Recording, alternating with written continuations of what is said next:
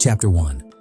The taco was once dynamite. In the silver mines of Mexico, the word taco didn't mean food. It meant danger. It meant dynamite. The miners worked in darkness, carving into rock for silver. To break through the hardest walls, they rolled up little pieces of paper, packed them with gunpowder, and shoved them into cracks. Those rolls were called tacos. One spark, and the mountain shook. But after the explosions, hunger always came. Men climbed out of the mines, coughing through dust, hands blistered, stomachs empty. And that's when the second meaning of taco appeared. Instead of paper and gunpowder, they wrapped a tortilla. Inside might be beans, pork scraps, or whatever could be afforded. Rolled tight, eaten fast. Also called a taco. The two tacos couldn't have been more different. One shattered stone. The other gave strength to keep digging. One destroyed mountains. The other kept men alive. Think about how strange that is. A single word describing both destruction and survival. A name that began in danger and darkness slowly became a word of comfort. Nobody in those mines could have guessed what would happen next, that this humble tortilla, filled with scraps, would one day cross borders, conquer fast food, and turn into a billion-dollar empire. Chapter 2. Street food for the poor. Now imagine Mexico City in the late 1800s. The streets are alive with dust, horses on cobblestones, and music spilling out of cantinas. In the middle of it all, smoke rises from tiny wooden carts. Behind the carts, women known as taqueras move quickly. Their hands work with the rhythm of survival. Tortillas slapped onto hot griddles, meat sizzling, onions chopped, chili peppers filling the air with fire. For workers, the taco was perfect. It was cheap enough for a laborer's wage, quick enough to grab between shifts, and filling enough to survive long days of back-breaking work. But the wealthy? They mocked it. Too simple, too dirty, too common. They called it food for the poor. Yet, the workers didn't care. They lined up anyway, shoulder to shoulder, coins clinking, waiting for that warm tortilla in hand. Because when something tastes this good, pride doesn't matter. The irony is sharp. The very food dismissed by the rich as unworthy would one day leap across borders and dominate America's fast food industry. The taco, born in hardship, had already proven one thing. It didn't need approval from the wealthy. It only needed the people. Chapter 3. Crossing the border. When Mexican families crossed into the United States, they brought more than hopes and dreams. They brought flavors. They brought tacos. In Los Angeles, taco stalls began to appear. Tortillas warm, salsa sharp, flavors bold and unapologetic. But early America wasn't ready. Newspapers called Mexican food strange, too spicy, too foreign. City officials tried to shut vendors down. Yet curiosity is hard to silence.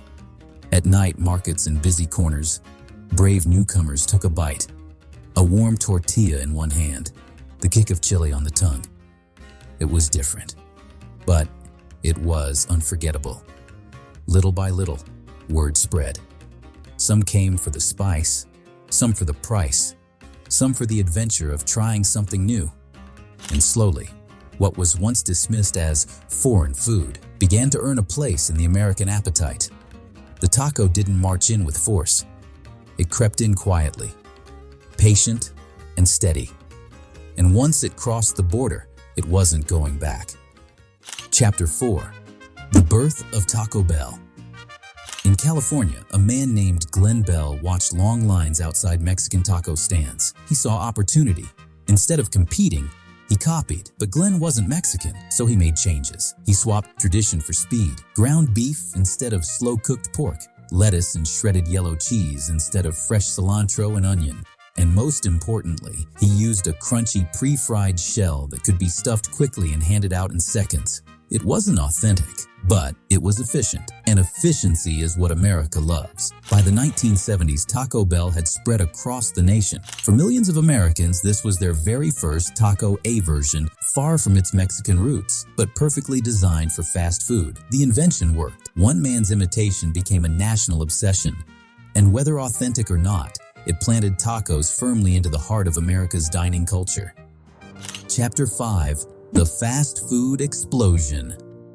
Once Taco Bell proved the model worked, the floodgates opened. Del Taco, Chipotle, and countless other chains rushed into the market. The taco was no longer a humble street snack.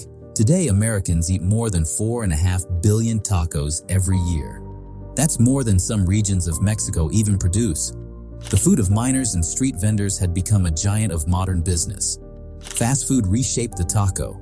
Hard shells made for quick assembly. Drive-thrus served them at lightning speed. Even bizarre experiments, like shells made entirely from Doritos, sold millions. Critics mocked these creations, but sales soared. The taco wasn't just surviving, it was dominating. A food once overlooked now carried the weight of a billion-dollar empire. Chapter 6: Tacos Go Mainstream. By the 1990s, tacos weren't just food, they were pop culture. Taco Tuesday became a weekly ritual, celebrated in homes, restaurants. Super Bowl ads featured tacos. Songs and sitcoms made jokes about them. The taco wasn't hiding on street corners anymore. It was everywhere. And it wasn't only the big chains driving the boom. Taco trucks rolled into American cities, offering flavors closer to the real thing. You could grab an authentic bite of Mexico in places that had never known it before. From cheap stalls to neon drive-thrus to upscale restaurants, the taco claimed every space in society. It wasn't just accepted, it was celebrated. A food once dismissed as too foreign had now become comfort food for millions. Chapter 7: The Clash of Cultures. But not everyone saw this as a happy ending. In Mexico, tacos are soft, fresh, rooted in history. Family recipes passed down through generations. Meat cooked slowly, layered with spices, topped with just enough salsa to make it sing. In America, tacos became something else. Crunchy shells, sour cream packets, drive-through windows, and 2-minute prep times. So the question hangs heavy. Is America celebrating tacos or stealing them? Some argue that fast food stripped tacos of their soul, that what millions of Americans call a taco barely resembles the original. Others argue that the spread of tacos across the world is proof of their strength. That adaptation doesn't erase tradition. It keeps it alive in new forms. The clash of cultures is real. But one truth is clear. Tacos refuse to be ignored. Chapter 8: The Taco Takeover. Today, tacos are everywhere. Street trucks in New York, gourmet restaurants in Paris, fusion tacos in Tokyo. No corner of the world is untouched.